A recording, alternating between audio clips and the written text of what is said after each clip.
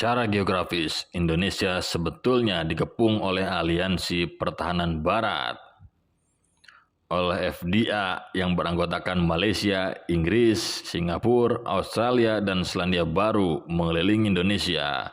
FPDA sengaja dibentuk untuk menekan kekuatan militer Indonesia agar tak mengganggu stabilitas Singapura dan Malaysia. Tentu saja, pembentukan aliansi pertahanan ini diperhatikan betul oleh Indonesia.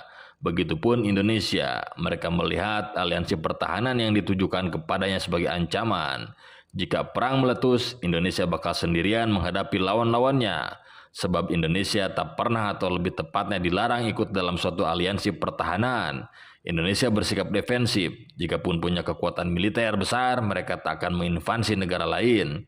Militer Indonesia cuma bakal berperang jika NKRI diganggu. Pada hakikatnya, konsep geostrategi Indonesia bukan mengembangkan kekuatan untuk penguasaan terhadap wilayah di luar kedaulatan nasional ataupun untuk melakukan ekspansi terhadap negara lain. Konsep geostrategi Indonesia didasarkan pada kondisi, metode atau cara dalam mengembangkan potensi kekuatan nasional yang ditujukan untuk pengamanan terhadap kemungkinan terjadinya gangguan yang timbul serta untuk menjaga keutuhan kedaulatan negara Indonesia dalam pembangunan nasional.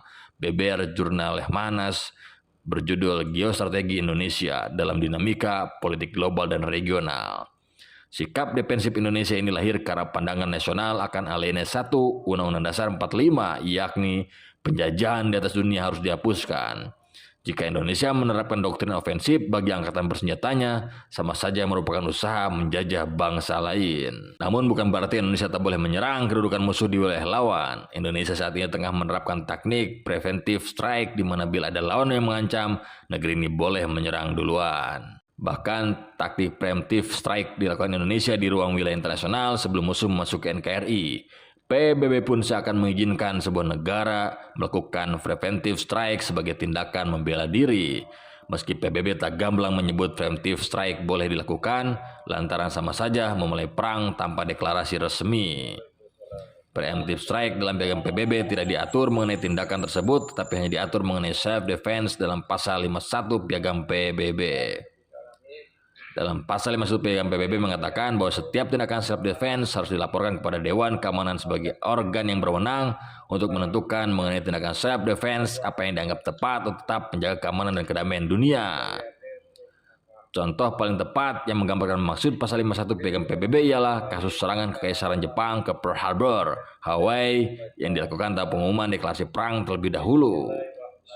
Di masa lalu Indonesia juga pernah hampir melakukan strike ke Singapura dalam rangka konfrontasi Dwi Kora.